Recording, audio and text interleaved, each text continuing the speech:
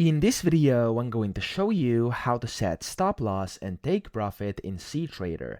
Now, the first thing you want to do, you want to go to the top left and click on New Order. And then from here, you can, of course, select whatever you want to buy or sell. And here, I'm going to just select Bitcoin USD.